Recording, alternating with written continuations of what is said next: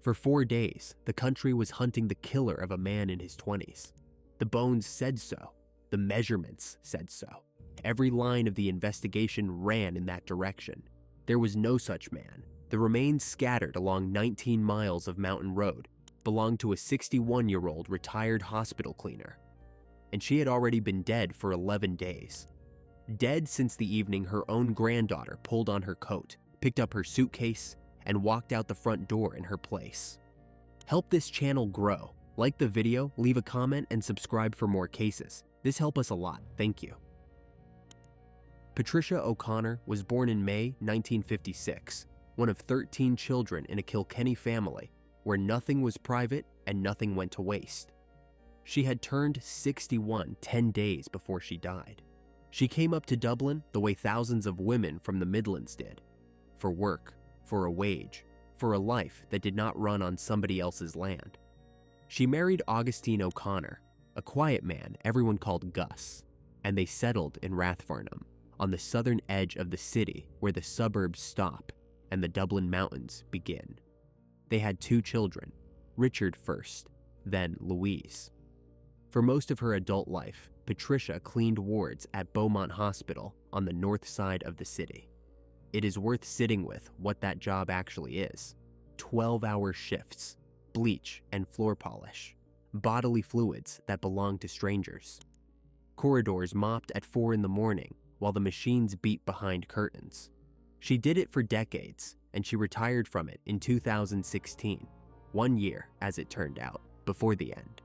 She was not a soft woman, and the people who loved her never pretended otherwise. She was blunt. She had opinions about how a house should be kept, and she voiced them. She could take the legs out from under you with a sentence. Her family described friction, arguments, a temper that arrived fast and passed fast. There was also a fracture in her history that came out later in a courtroom from her son. Patricia had left the family home when Richard was 10 years old. He was not abandoned. He kept the relationship with his mother, saw her, stayed close to her in his own way. But she was gone from that house for years. And then, years after that, she came back to it. Not to a marriage exactly, to an address. When Patricia returned to the home she shared with Gus, husband and wife took separate bedrooms, and that arrangement never changed. They lived alongside one another for the rest of her life the way 2 long-term tenants do. Polite, functional, finished. That is the first thing to understand about the house at Mountain View Park. It was already carrying an old fault line before anyone else moved in. The second thing is the arithmetic. It was an ordinary suburban house, modest square footage, a narrow driveway at the front, a small back garden, a downstairs bathroom off the hall. The kind of house designed in the 1960s for a couple and 2 or 3 children. By 2017, 9 people were living in it. Patricia and Gus, their daughter Louise, Louise's partner Kieran Green, the 3 young children Louise and Green had together, and Louise's 2 older children from her earlier relationship with a man named Keith Johnston. The eldest of them, a 22-year-old woman called Stephanie. 9 people, 1 kitchen, 1 small bathroom downstairs, every bedroom doubled up. Adults in their 30s and 40s with no bedroom of their own to close a door on, and no realistic prospect of getting one, because Dublin rents had gone vertical and nobody in that house was earning enough to escape. Richard put it plainly when he gave evidence. The house was packed. There was a fair bit of friction in it, and most of it came down to the upkeep. Louise's family living there, and the place not being kept the way his mother wanted it kept. That is the whole conflict, stated in ordinary domestic language. A woman who had scrubbed floors professionally for 30 years, living in a house she could no longer control, surrounded by people who could not leave. Kieran Green moved into that house around 2007 and never moved out. He was in his early 20s then. By the spring of 2017, he was 34, a father of 3, and he had spent a full decade sleeping under his partner's mother's roof. 10 years of eating in her kitchen, washing in her bathroom, parking in her driveway. 10 years of being, in the precise legal and social sense, a guest. He had no property, no standing, no room that was his. Every argument he lost on somebody else's floor. Louise was the connective tissue of the household, Patricia's daughter, Green's partner, mother of 5. 2 of those 5 children came from her earlier relationship with Keith Johnston, and Johnston had never fully left the picture. He was 43, lived over in Talat, and drifted in and out of Mountain View Park as a kind of family fixture. He did jobs around the place. He was, in the phrase used later from the bench, a trusted member of the extended family. That trust is the thing to hold on to because it becomes important. Stephanie was 22, Johnston's daughter, Louise's eldest, Patricia's granddaughter. She had grown up in that house. She was applying for retail work. She used a laptop that half the household borrowed. She was, by every visible measure, a young woman at the ordinary starting line of an ordinary life. And then there were the 3 small children, and Gus in his separate room at 76, and Patricia moving through all of it with a mop and a comment. What the house looked like from the inside depends entirely on who you ask, and both versions were later given under oath. Richard's version was mundane and believable. His mother was house-proud. His sister's family were not keeping the place up. There were rows about it. Ordinary intergenerational grinding, amplified by the fact that nobody could walk away and cool off, because there was nowhere to walk to. Green's version was something else. He told detectives that life in Mountain View Park was a nightmare. He said Patricia could be verbally abusive. He said she picked on the children. He built her, in his account, into something close to a domestic tyrant, a woman who wanted the lot of them gone, and who he claimed had threatened to have his family killed. He went further still. He told them he believed she had tried to kill Gus by pushing him down the stairs. None of that was ever corroborated. No independent witness, no complaint, no report, nothing. It surfaced only afterwards, from one man, at the point when he needed a reason. But it tells you what was accumulating in his head, and the accumulation is the mechanism here. This is not a case about a stranger, or a plan, or money. It is a case about a man in his mid-30s who had been quietly humiliated by his living situation for a decade, and who had rebuilt his mother-in-law in his own mind into the single obstacle standing between him and a life. 10 years is a long time to sand down a resentment. By 2017, it was sharp. The final days were unremarkable. Late May, long evenings, the Dublin Mountains still visible in the light at 9 o'clock.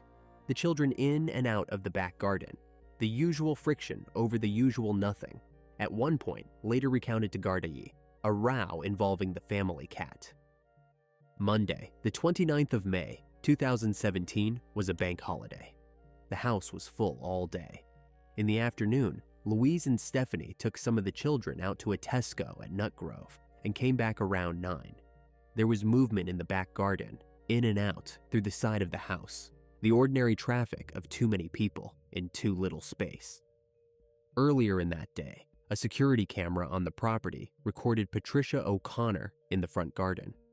She was wearing a floral dress. She was moving around outside her own house in the early summer light, doing something small and forgettable. At 6:35 that evening, the same system recorded her coming in from the back garden through the rear of the house. That is the last frame. 61 years old, retired 11 months, walking in her own back door. Nobody outside that building ever saw Patricia O'Connor alive again. The downstairs bathroom at Mountain View Park was small. That detail matters more than any other in this case. A room off the hall, hard surfaces on every side, tile, porcelain, a door that opens inward and takes up half the available floor. 2 adults cannot pass each other in a room like that without one of them turning sideways. That is where it happened. Sometime after 6:35 p.m., Patricia and Kieran Green ended up in that bathroom together. There was a row. What it was about has never been established, and it almost certainly did not matter. After 10 years, the subject of an argument is only ever the pretext. Green's account, given later, was that she came at him with a hurley. A hurley is not a symbolic object in an Irish house. It is roughly 3 feet of ash, flat-bladed at one end, weighted, hard as a hammer. Half the homes in the country have one propped somewhere. He said she struck him with it. He said he took it off her. He said he hit her back a few times and she fell. That is not what the pathology showed. Patricia O'Connor was struck a minimum of 3 times to the head with a solid implement. The blows were delivered with force sufficient to cause what the prosecution would later call catastrophic injuries. The cause of death was blunt force trauma to the head. The attack was sustained. The state's case put it at up to 20 minutes. 20 minutes. Sit with that number, not a moment, not a reflex, not a hand thrown out in panic and instantly regretted. 20 minutes inside a room the size of a wardrobe with a woman who weighed a fraction of what he did and no exit for either of them. And there is one further finding that closed the door on his story permanently. Not a single defensive wound. None. No fractures to the forearms, no marks on the hands, nothing on the palms. When a person is being beaten and has any capacity left to resist, the arms come up. It is involuntary. The body does it without consulting anybody. Patricia's arms never came up. Whatever the first blow was, it took her out of the fight before the fight started. Everything after it was delivered to a woman who could not lift a hand. Green admitted to Gardaí that he had felt angry while he was hitting her. Not frightened, angry. Then the noise stopped, and the house went on standing there, full of people. This is the part of the case that separates it from every other domestic killing. Because at that moment, at roughly 7 o'clock on a bank holiday Monday, with 3 small children somewhere in the building, the ordinary sequence should have begun. A shout, a phone, an ambulance, 9 people, at least 4 of them adults, and a landline in the hall. Nobody called anyone. What began instead, within a couple of hours, was administration. The bathroom had to be dealt with. The body had to be moved out of a house with neighbors on both sides and a security camera on the front of the property. And the fact of Patricia's absence? A woman with a son, brothers, sisters, a whole extended family who rang her, had to be given an explanation before anybody thought to ask for one. The first 2 problems were physical. Green handled those. The third was social. That one required somebody else. The body did not leave the house that evening. It could not. There were still people awake on the road, still light in the sky until nearly 10. Still the granddaughter coming back through the side gate at 5 past 10, and the old man walking the dog up the driveway at 20 past. At 11 o'clock, Gus and Louise stood at the back of the house, talking, then went inside. The camera kept running. At 12:39 a.m., 39 minutes into the 30th of May, Kieran Green came out of the left-hand side of the house, carrying 2 long-handled objects. He was not challenged. Nobody in that house came to the door. Nobody asked him what he was doing at 12:30 in the morning. Somewhere in the following hours, Patricia O'Connor was loaded into the boot of a car. Not a van, not a borrowed vehicle. Her own car, the Toyota Corolla parked outside her own house, the one she drove to the shops. Then Green drove her south, out of Dublin, down through Wicklow and Wexford, well over 100 miles from Rathfarnham, to a field in the flat farmland between the villages of Kilmuckridge and Curracloe. Coast country, sand under the topsoil, hedgerows, no streetlights. He had no tools with him worth the name. He dug the grave with a stick and with his bare hands. It was shallow. It was always going to be shallow. A man alone in the dark, scraping at a field with his fingers, working against the clock and the sunrise. He got her into it, covered her over, and drove the 100-odd miles back north to Rathfarnham. He told detectives afterwards how he felt when it was done. He said he felt free. He said his children would be safe now. He said their grandmother would not be able to pick on them anymore. That is the psychology of this case in 3 sentences, delivered by the man himself. No remorse in it, no horror. He had solved a housing problem. Back at Mountain View Park, the second half of the operation was already underway, and it had begun 3 hours before he ever left the driveway. At 9:34 p.m. on 29th of May, the camera at the front of the house recorded a figure coming down the driveway. Dark green coat, dark trousers, hood up, pulled forward so that the face and the hair were covered. A black suitcase in one hand. The figure walked fast. not hurrying exactly, but not lingering either, turned left at the end of the drive and was gone. 31 minutes later, at 10:05 p.m., a woman with a suitcase appeared at the left-hand side of the same house and went in through the back door. A minute after that, the back door closed. 2 clips, 90 seconds of footage in total. They became the spine of the entire prosecution, because the figure leaving the front of the house was meant to be Patricia O'Connor storming out after a row with her suitcase, alive and upright, and under her own power at 9:30 on a bank holiday night. It was Stephanie, 22 years old, wearing her grandmother's clothes. The prosecution's case rested on a piece of reasoning so clean it barely needed argument. Across the whole of that evening's footage, Stephanie O'Connor is never once seen leaving that house as herself. She goes in the back at 10:10. She never comes out the front. The only person who leaves is the hooded figure with the suitcase. And Patricia was already dead in the building when it happened. The state called it a ruse. Prosecuting counsel later called it a charade and explained exactly what it was for. Not to fool anyone in the house. Everyone in the house knew. It was for the record. It was to lay down an image on a hard drive that could be produced later if anyone ever came looking. Proof, in black and white, that the old woman had been alive and well, and had walked out of her own accord. It was insurance, filmed within 3 hours of the killing, and it worked for a while because it came with a story attached. That same evening, Louise rang her brother Richard. She told him their mother had gone, that there had been a row, that Patricia had taken a bag and left in a temper. She gave him a line she said their mother had thrown over her shoulder on the way out, that she would be back when the old fella popped his clogs. It is a small, vicious, brilliantly chosen detail, because it sounds exactly like her. It has the shape of something a sharp-tongued woman actually says about a husband she has been sharing an address with, and nothing else for years. Richard heard it, and it fitted. His mother had walked out of a house before. Everyone in the family knew that. So the story did not have to be perfect. It only had to be plausible for people who already knew a version of it. And that is what the household leaned on for the next 3 days. The friction was real. The temper was real. The history of leaving was real. All they had to do was let people fill in the gap themselves. Meanwhile, the calls started. Patricia was one of 13 children. She had brothers and sisters, nieces and nephews, a circle down in Kilkenny and a circle in Dublin, and she was not a woman who dropped off the map. Her phone stopped being answered. Her son rang, relatives rang each other, and the house kept saying the same thing. She stormed out. She'll cool off. She'll be back. Tuesday, Wednesday, somewhere out in a Wexford field, roughly 120 miles away, the ground had been turned over by hand.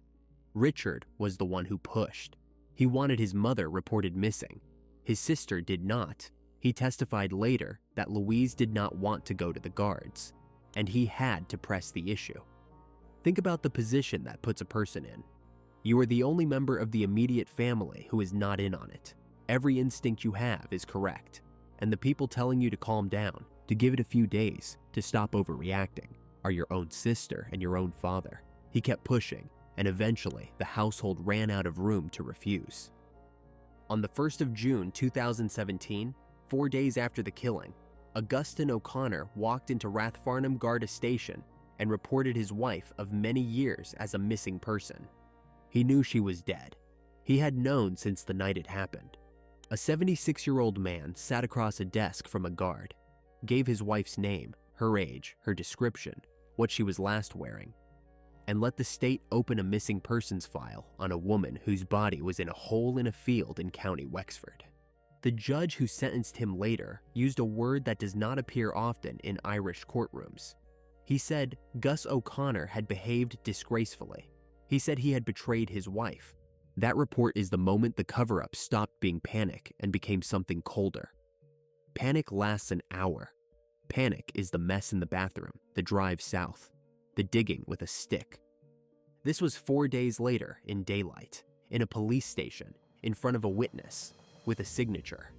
And by then, the household had already moved on to the next problem, because Kieran Green had begun to worry about how shallow that grave really was. A grave dug by hand in coastal farmland is not a grave. It is a delay. Green knew it. That field lay between two villages, in country where farmers walk their land and dogs run loose, and the topsoil is thin. He had covered her over in the dark with whatever he could scrape together, and every day that passed made the disturbed ground more obvious, not less. So the decision was taken to go back for her.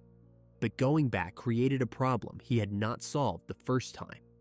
A body can be moved once, whole, by one man with a car boot and a long night. Moving it a second time from a field 120 miles away and disposing of it somewhere it would never be recovered, that required equipment, and it required help.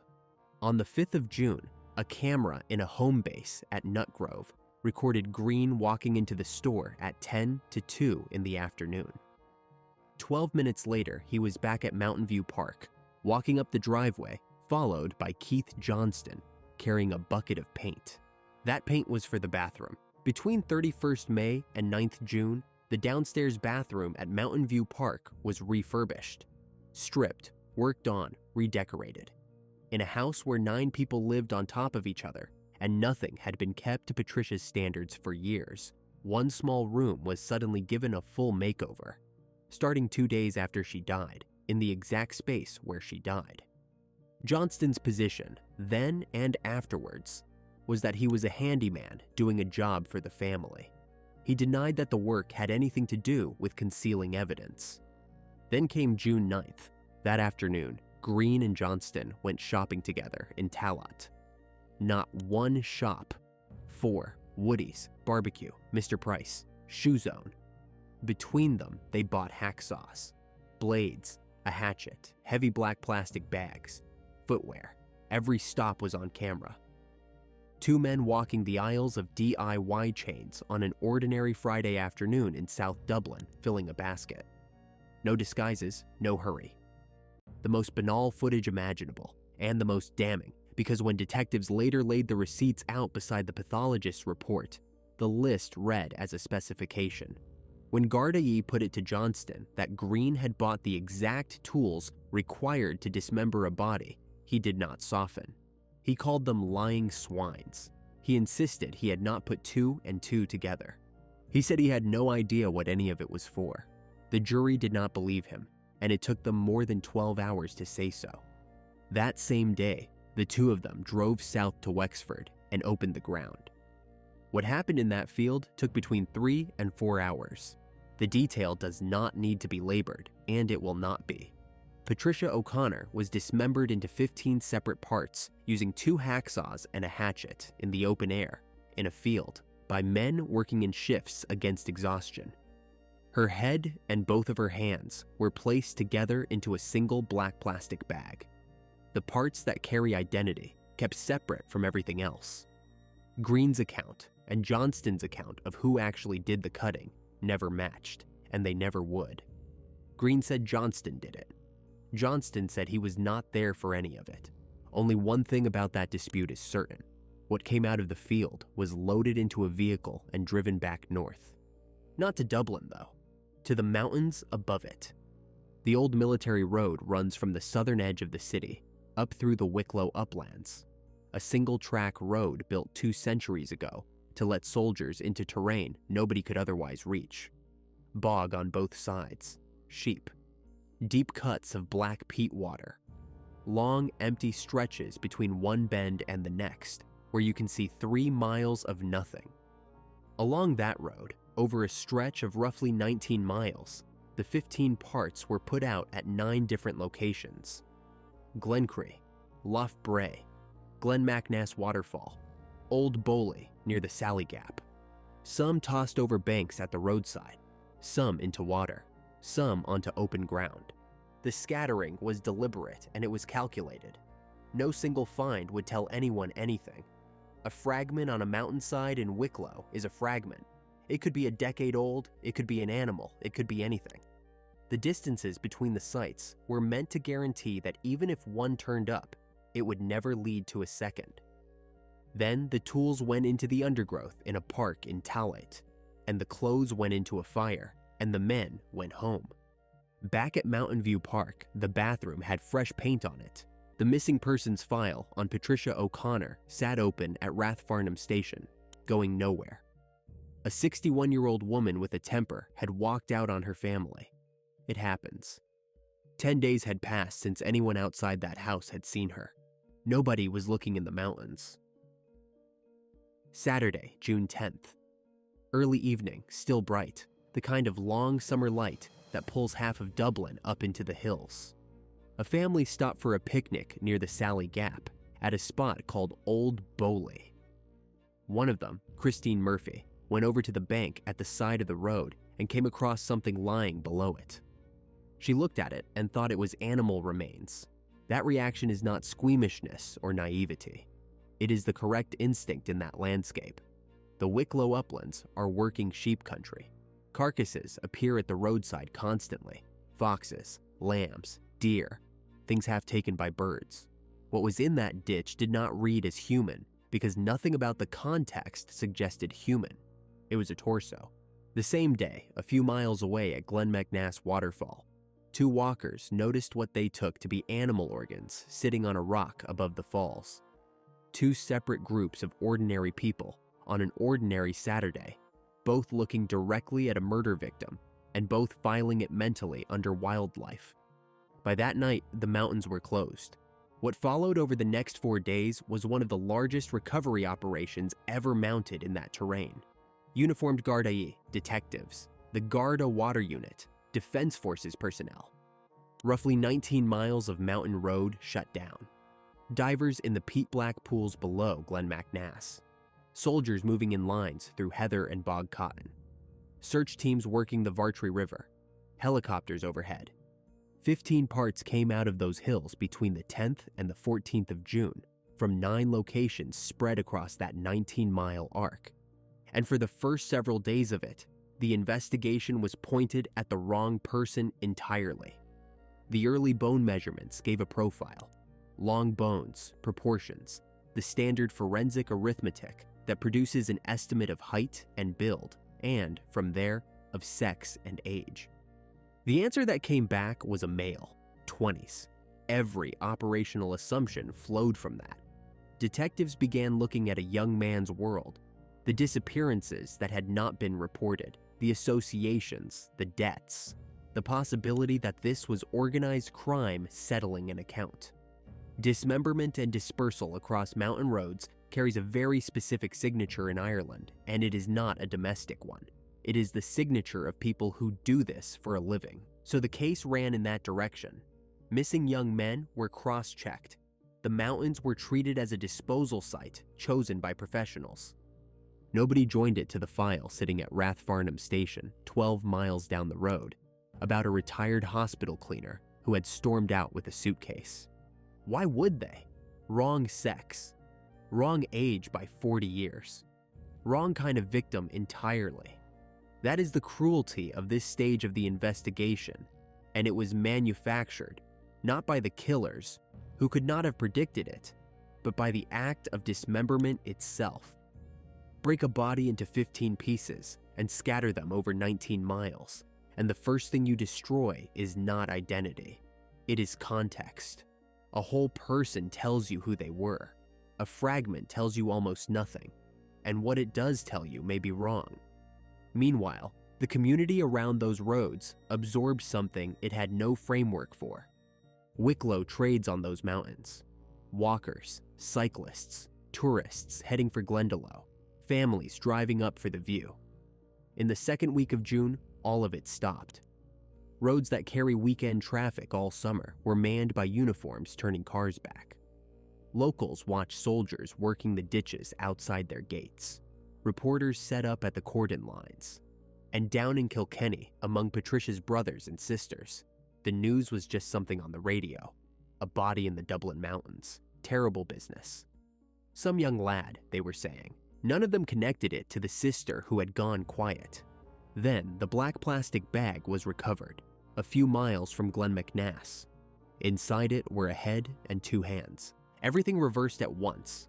The bag gave the pathologist a face and a jaw and dental structure.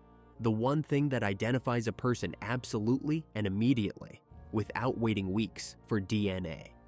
On the 13th of June, records were compared and a positive dental identification was made. Gardaí confirmed publicly on the 14th. The victim in the mountains was not a man in his 20s. She was Patricia O'Connor, 61, of Mountain View Park, Rathfarnham, reported missing by her own husband 12 days earlier. The former deputy state pathologist, Dr. Michael Curtis, completed the post-mortem work across the recovered remains and delivered the findings that would anchor the trial. A minimum of 3 blows to the head with a solid implement, death by blunt force trauma, and no defensive injuries anywhere on the body. The investigation turned through 180 degrees in a single afternoon. This was not gangland. This was not a young man who had crossed the wrong people. This was a grandmother, and the last address she had been seen at was a house with 9 people in it. But by the time detectives were ready to walk up that driveway, someone had already saved them the trouble. While body parts were still being lifted out of the Wicklow bog, a man had walked into Rathfarnham Garda Station and asked to talk. Kieran Green did not wait to be found. He presented himself at Rathfarnham Garda Station and told Gardaí that he had killed his partner's mother.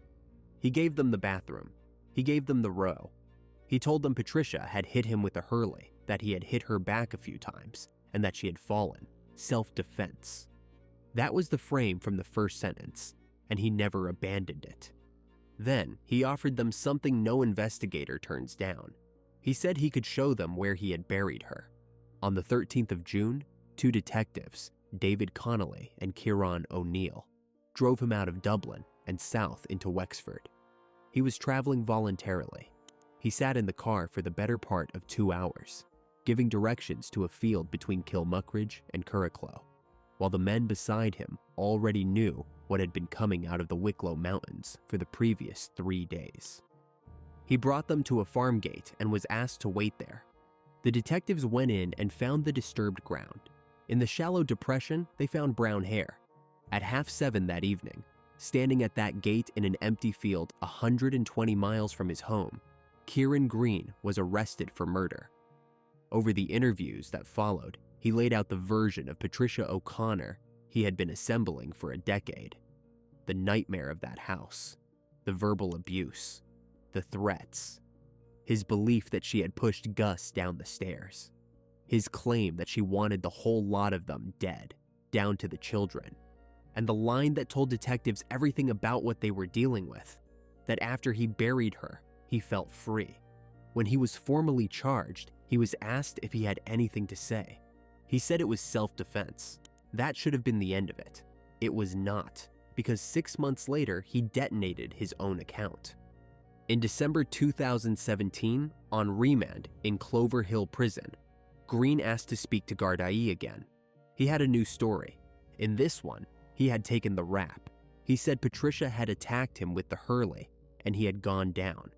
He said that while he was on the floor, her husband came into the bathroom, rounded on his wife, and demanded to know what she was doing. And then, according to Green, Augustine O'Connor, 76 years old, killed his own wife with a crowbar. Green said he had shouldered the blame for it. He said he had confessed to a murder he did not commit, buried the body, dismembered it, scattered it across 19 miles of mountain, and sat in a cell for 6 months, all to protect the old man. And he explained why he was retracting it now. Because Louise had started seeing Keith Johnston again. That is the whole architecture of the second story, visible in its own foundations. It was not produced by conscience or by new evidence. It was produced by the moment he decided he was being set up, that he was carrying the weight alone, while back in Dublin, his partner had gone back to her ex. The problem was that the second story did not fit the body. A hurley in the hands of a 61-year-old woman does not explain a victim with no defensive injuries. A frail man of 76 with a crowbar does not explain a sustained assault of up to 20 minutes. And nothing in the version explained why the man who had supposedly walked in on a killing was the one who drove her south that night, dug the grave by hand, went back 9 days later with hacksaws, and told detectives, before he had any reason to perform, that he had been angry while he was hitting her. The jury rejected it completely. What they accepted was the prosecution's case, that Green bore a particular animus toward Patricia O'Connor, that he inflicted catastrophic injuries on her in that bathroom, and that his claim of self-defense, as counsel put it, did not hold any water. By then, he was no longer the only person in the dock. Gardai had spent the intervening 2 years pulling the household apart. The footage from the front of the house, the laptop, the phone records, the CCTV from 4 shops in Talat, the interviews in which Stephanie was shown the woman with the suitcase and told detectives she thought it might be her, that she was not totally sure, that it was ages ago. In October 2018, 4 members of Patricia O'Connor's own family were charged with impeding the apprehension or prosecution of the man who killed her. The trial opened at the Central Criminal Court in January 2020 and ran for 7 weeks. Gus O'Connor never faced the jury. Days before it began, the 76-year-old pleaded guilty to reporting his wife missing while knowing she was dead. The verdicts came on 4 consecutive days at the end of February. Green, guilty of murder. Stephanie, guilty of disguising herself as her grandmother to conceal the death. Louise, guilty of agreeing to that deception. Johnston, guilty after more than 12 hours of deliberation, still insisting he had bought those tools in ignorance. Sentencing was pushed to June by the pandemic. Green received life. The judge described the dismemberment as grotesque and said Johnston had intended the remains never to be found, 3 years. Louise, whose culpability the court called substantial, 3 years with the final 6 months suspended. Stephanie, 2 years with 6 months suspended. Gus, 18 months, reduced from a headline of 3 for his plea, his remorse, and an otherwise blameless life. Mr. Justice McDermott's language for the family was unusually direct. Shocking, callous, a gross betrayal. On June 22nd, Richard O'Connor read the victim impact statement. Richard O'Connor was the only member of that household who was told a lie and believed it. He was also the one who kept pushing until his mother's name was finally written down in a Garda station. Everything the court condemned came down to a single fact. 4 people had 11 days to pick up a phone. Not one of them did. They painted a bathroom instead. They filmed a woman with a suitcase. And they let a family in Kilkenny hear on the radio that some young man had been found in the mountains. Patricia O'Connor was 61. She had been retired 11 months. She never left that house. If you are finished watching, you're a real fan of true crime. Subscribe to the channel, turn on notifications, and give it a like. See you in the next video.